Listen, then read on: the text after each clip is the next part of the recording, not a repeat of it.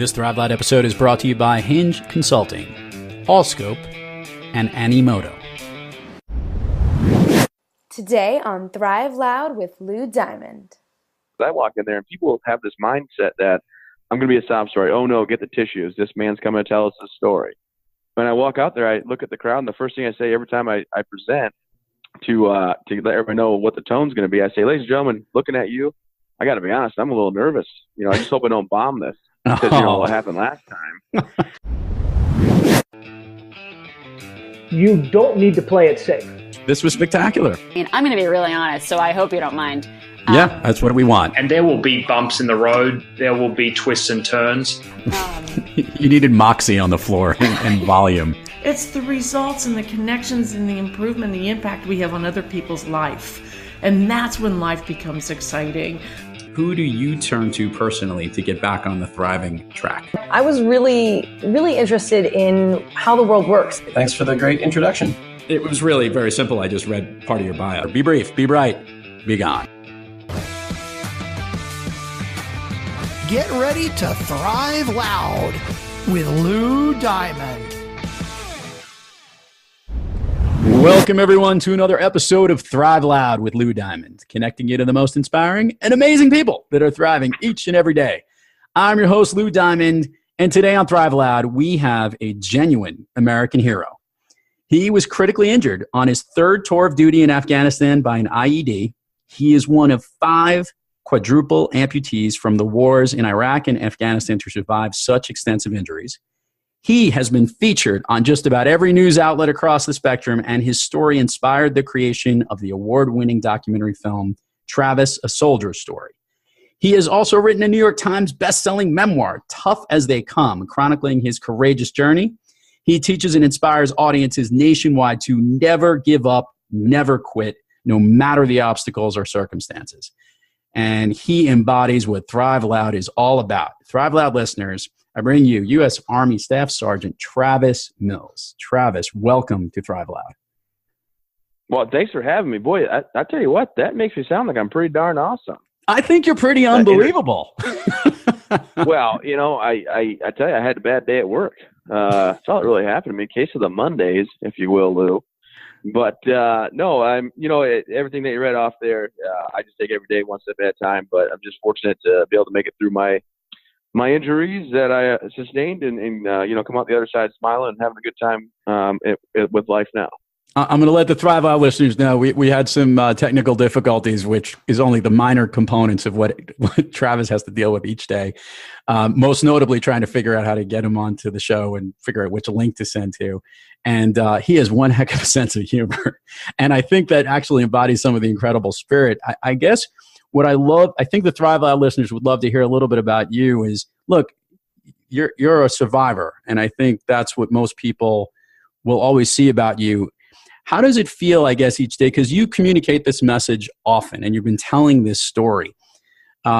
Is reliving it and sharing it with others therapeutic to you? Or is it kind of still heartsome, or that's why you kind of make light of it in some cases when you do? I'd love to hear your thoughts on that. Yeah, I think it is therapeutic for me. I think it's self-soothing to talk about my story and be able to connect with people on a level that maybe they wouldn't be open to talking to me about. But after I tell my story, they'll come up and they'll tell me like my story has moved them or changed them, or somebody in their family could really benefit from hearing my story. And I also put humor in it because when you see me at first, it's like, oh no, did I just see that? I'm not supposed to stare. I don't want to stare. I have to look again though. I have to see this robot coming because I have fake legs and fake arms and whatnot. And I'm up and I'm walking and I'm going to the stores and restaurants and taking my daughter to gymnastics. And I have a 1-year-old son I chase around, and my wife and I have been together 10 years. So truth be told, it is helpful for me to talk about it, but I think it also helps set the table or set the tone of people's reaction, because when they see me, little kids will say, "Mommy, what happened to that man's arms?" And you hear the mom go, "Shh, don't say that." And I say, "Oh, no, it's fine. I work with Iron Man now. I had a bad day at the office when I worked in Afghanistan, but I said, I work with Iron Man, and my hand will spin in a full circle, and I'll see, check this out. This one right here is my right arm. I don't actually wear a prosthetic on, unless I'm doing like snowboarding or downhill mountain biking or like an action sport.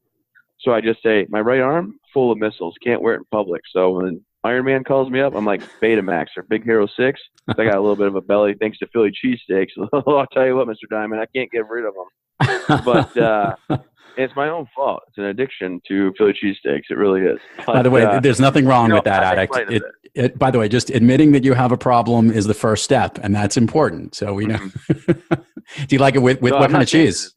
On a serious note, what kind of cheese? All right. Pepper jack cheese with bacon and jalapenos. They call it the T-bomb around here. It's so good, knock your arms and legs off.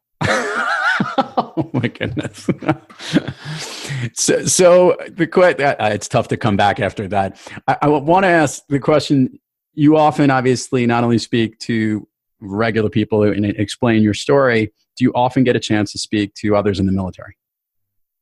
I don't. And, it's nothing I shy away from, but it's also something that I am very passionate about. I don't want to go into a unit, give a presentation about what happened to me in Afghanistan, and then watch, people start to fear that that's going to happen to them. So for me, I do a lot of bigger companies, the insurance agencies, the banks.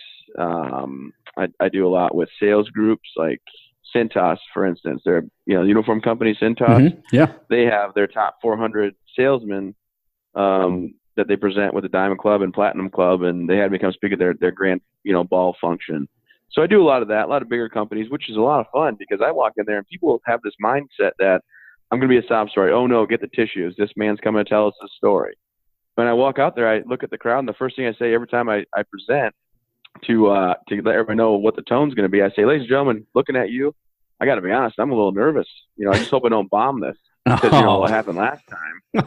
And then they look at me and they're like, can I laugh at that? And I reassure them, yes, you can. Go for it. And it's more of it's a motivational talk about resiliency. It's all about perspective in life. But, I tell jokes to really make sure that people feel comfortable and they understand, like, look, I'm the same person I was before. We all have struggles in our life. My problems aren't no more than theirs. And, you got to find a way to get through it. And for me, fortunately, when I got injured, I had my 6-month-old that would come in every day and roll a ball back and forth with me. And, I don't know if I'd be the same without her, but she's my best friend in the whole entire world. And now I got a 1-year-old son. So he's a champion as well. And just, life is good. And you got to look at, what I lost compared to what my buddies lost. A lot of my buddies lost their lives. Yeah. They're not here with their families. They're not here with their children, their loved ones. And their loved ones are the ones that have to sacrifice now just as much as they did because they don't have them around. And I'm still driving, breathing, eating, walking, having a good time, and knowing that every day I live positively, that I'm honoring those that sacrificed everything, unlike, me who sacrificed a lot, but not all. And it's spectacular in a perspective that's great. I was going to ask this question. You do a lot of sports, as you said, with the other attachment and whatnot. Did you do a lot of these earlier in your life, before your injury? I was a football, baseball, basketball kind of guy. I didn't really ski or anything like that. Then I got injured, and I was like, man, what am I going to do? Like, how can I still have independence and enjoy things with my family, and activities? And they took me to Colorado, and they showed me how to go downhill mountain biking. They took me up a 9,000-foot mountain and pushed me off.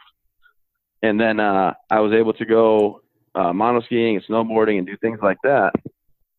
And it went really, really well. So I found out that I could do all this stuff and that I was still going to be an active member in my family and in society. So I was very grateful for that. And would you, I know your joke would be with me, hey, at least I didn't get to feel how cold it is in my toes with the ski boots.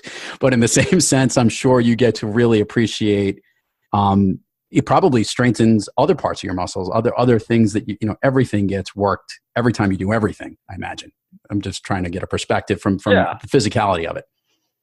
Oh, yeah, you get sore for sure. I do adaptive CrossFit. I haven't in a while. I'll be honest with you. I'm going to be 100% honest with you right now. I feel like we should be friends. I'm going to tell you a secret. I bought a marina in a lodge, and my workouts went out the window because I'm there every day that I'm not on the road traveling. But luckily for you and me, I'm getting back into CrossFit in the next couple of weeks because my marina business is a summer-based business and it's starting to slow down here in Maine. So I'm going to get back to it. But yeah, it's you work all these muscles and it gets kind of crazy, but it's fun and competitive. And my daughter now has started to ski, so it's something we can do as a family. Oh, that's awesome. Does your wife ski too? Wife participate in these sports, or she just had the 1-year-old? She's still. Oh yeah. Okay. No, my wife skis. She's actually You might hear the phone beep, and she keeps calling me. She knows I'm on a conference call. I even texted her. I'm on a conference call.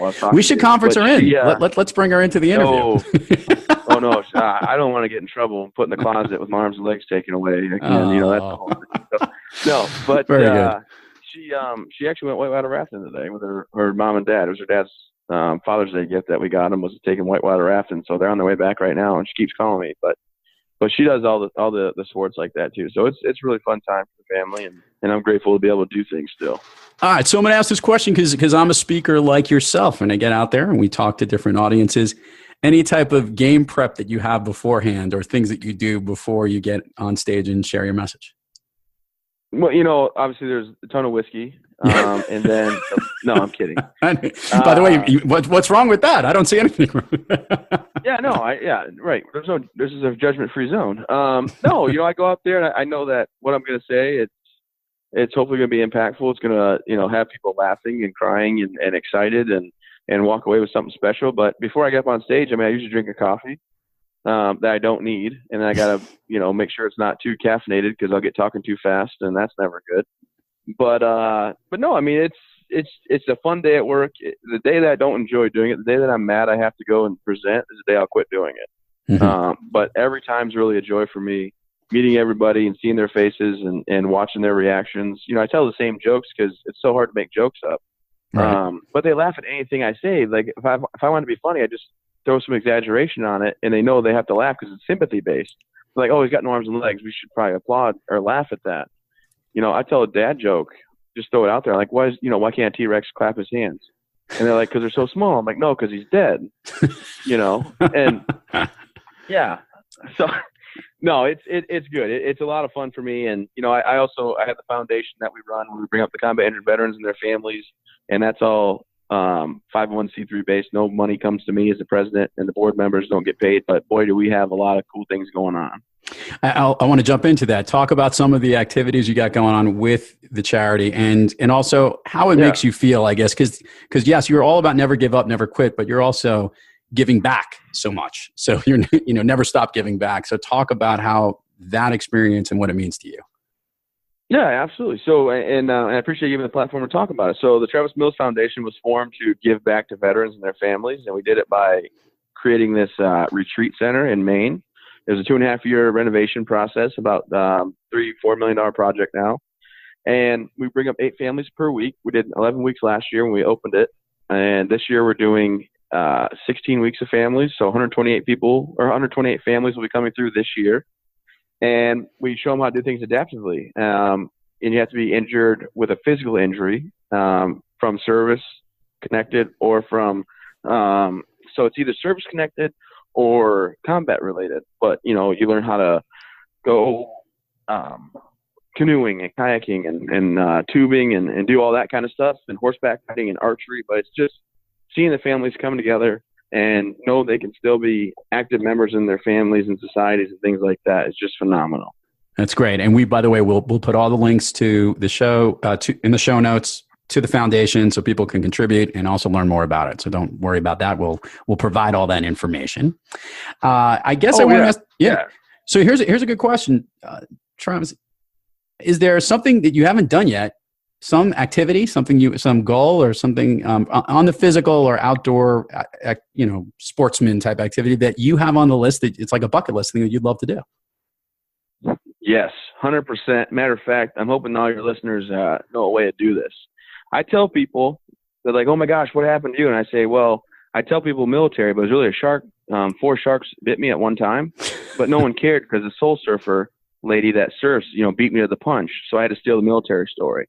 But truth be told, my bucket list item, I've been skydiving, bungee jumping, whatever. I guess I would do that. But I want to go cage diving with big great whites. I mean, I'm not talking about little like 3-footers or 4-footers that can come to the cage. I want the ones that can't come to the cage, but they're just like 20 feet long. You're like, oh my gosh, that thing's bigger than a house and that could eat me. And I don't know why I want it. I'm just paralyzed with fear when I think about sharks, but I want to get in that cage with these sharks and just crush it. So I'm going to say this right now, Travis. I worked on Wall Street for a while. We used to have this expression, mine and yours. Mine is when you really want to buy something, you'll say mine, I'll take it. And when you want to sell something really badly, we just say yours, yours. I'm just doing yours, yours, yours. No interest in getting in the water with sharks whatsoever. No bid for this activity. In your sense of humor, I don't know if you're serious or not, but I could actually believe that this is something you totally want to do. It's going to be on Shark Week. Oh, no, we're talking 110%. This is what I want to do. Like there's no going back on this. My wife knows I want to do it. Everybody's kind of known I want to do it. And I don't have any reason why. I just like things that scare me. So I'm such a tough guy. Like I watch scary movies because I like to be, somewhat scared maybe. And the shark's just something I've always been afraid of. Like even in freshwater, I'm like, there's a shark going to bite me. And I just want to get in the cage with him and see him up close. You're a man who can move through fear straight into courage, which makes perfect sense for everything that you do in your motto. I do want to ask this question because I ask it of all the guests, and it's funny. I actually hesitated before I asked this question because the question I love to ask is, when you have trouble thriving, who or what practice do you seek to get back on the thriving track? I'm curious what you do when you have an off day, which doesn't seem like you have many, but many would think that you do. What do you do, or who do you seek out? Probably my kids. When I have a rough time or something's not going my way, it's about my kids. Like I said, my daughter. Without her, I don't know if I would be able to get through this. My foundation is nice when when the world's getting at you and it's crazy busy, and then you see the work that you put in with your staff that are out there. We run on like 6 full-time staff members, and the work that they put in, and you go out there and all of a sudden, you know what? It's just like everything just gets recharged. You're doing great things in the world. You have a purpose still. You don't have to give up on yourself. And so I guess the foundation, can get me back out of anything I get into. But honestly, and I know it probably sounds like I'm lying to you. I'm trying to be too, like macho. But when I wake up in the morning, it's not, oh my gosh, I have no arms and legs. This is awful. It's, let me get my arm on quick. I jump in my wheelchair, throw my arm on, I go and make coffee. I feed the dogs. My daughter comes and hangs out with me. We watch cartoons so my wife and my son wake up, and then and it's just everyday life now. And I found 2 life lessons if I can, and I tell them every time I talk. The 2 life lessons I've learned is, number 1, don't dwell on the past. You can't change it. So just reminisce what you had. So I reminisce 25 great years with arms and legs, and I've had 6 pretty good years without them. And then I also tell people that you can't always control your situation. No matter what you find yourself in, you can't always be 100% control the situation, but you can always control your attitude.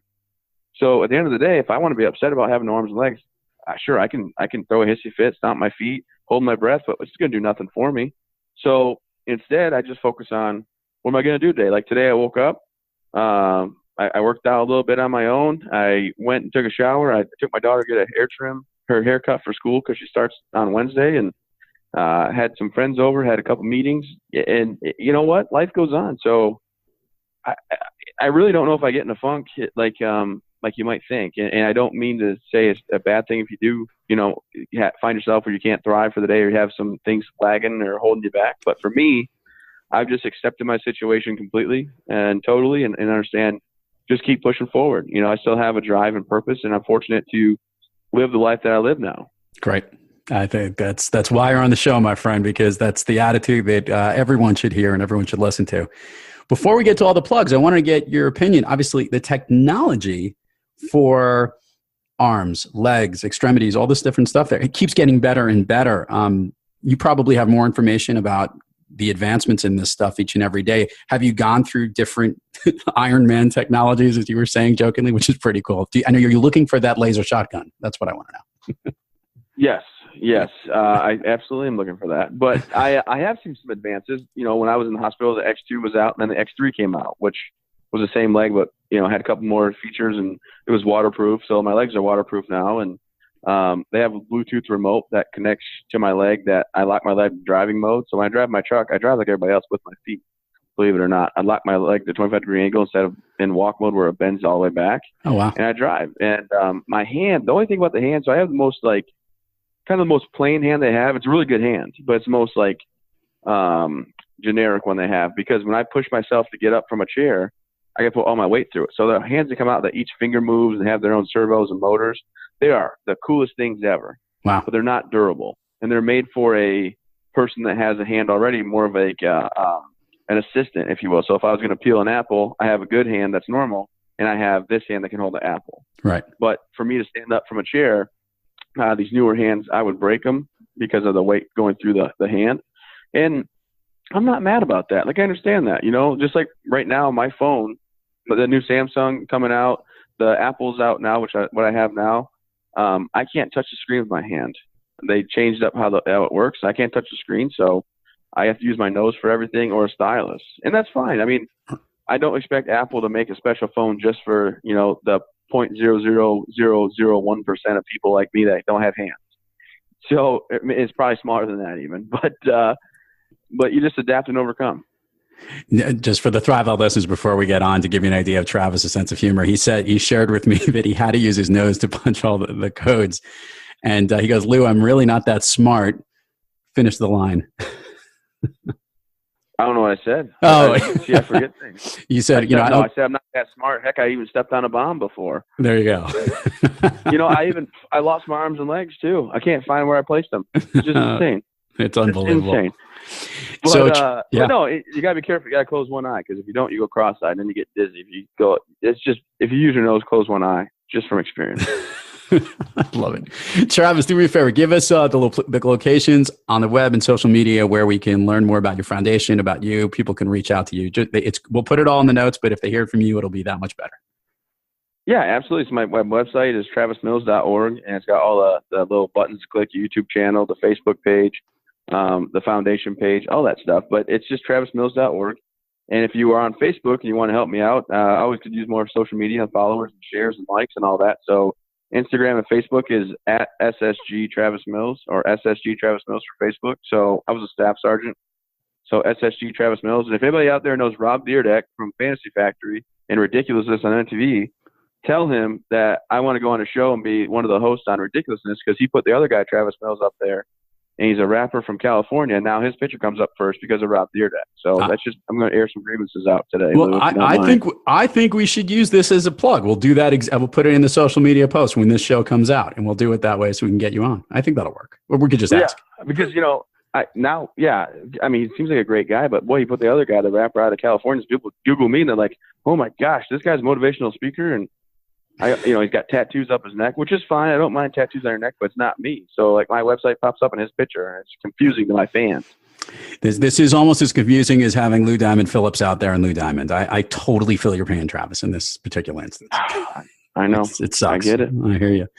Travis Mills, your all-time favorite movie? Those are great questions. And I know I probably told you something before, but boy, there's just so darn many of them. But, I rely on the, like Robin Hood, Prince of Thieves with Kevin Costner. One of my favorites. Might sound weird. I don't know. No. And then, Gladiator, Master and Commander. I like a lot of old war movies. Is that what I said? I don't know. I told you in the notes. Hold on. I read the notes, but I'm actually going to look it up now, because I am kind of curious as to what it was. I thought they were two really good movies, because time out. Could have been Braveheart, Master and Commander, Last Mohicans, The Patriot, or it could have went funny with it. I don't know. Hold on. We're going to look it up, because just for the Thrive Loud fans out there, we want to make sure he did respond and he gave an answer. Okay. You gave two, and none of those that you listed. You gave Saving Private Ryan or Forrest Gump. Yeah. Yeah, well, those are great movies too. Yeah. Oh, yes, they are. They're spectacular. And I'm friends with Gary Sinise. No, not to toot my own horn, but I can call Gary Sinise like if I wanted to today, because I know him. So whatever, let everybody know. No, that's awesome. But he's a great guy. But with all the movies, I like a lot of those kind of older movies. And then I was with my there's a college girl that works for my wife and I, watches our son while we go to work and do our stuff. And she was staying over last night, and my wife, me, and her were sitting in the living room, and I was like looking at movies, and I said, "Oh, have you ever seen this movie?" She's like, "No," and it's like Out Cold. I was like, "You never seen the movie Out Cold?" And I named off some other ones, and she's like, "What are you talking about?" I was like, "Wow, that's right. You're like 11 or 12 years younger than me. I'm an old man. You don't know any good movies. You're just a stupid little kid." But either way, I was trying to introduce her to the movies that are funny. Yeah. I think it's all good. Dude, your sense of humor is awesome. I think you're inspiration to all. And the fact that I got you on the show makes it even that much more fun. Travis Mills, truly a pleasure to have you on Thrive Loud. Hey, I appreciate it. Thank you so much. I got to take my daughter to drop her school supplies off at the school right now. I mean, look at me. I'm a regular everyday dad. Everybody says, "Oh my gosh, what do you do, Trav?" And I'm like, well, got to go to Staples. Yeah, I picked up groceries at the grocery store today. I mean, like what? Like we're on the airplane flying back from a lot of my speaking events, and my father-in-law travels with me quite a bit, and he's getting a drink, then he gets another drink, and then we're telling the flight attendant we have to drive home, and we have to drive an hour to Augusta from Portland.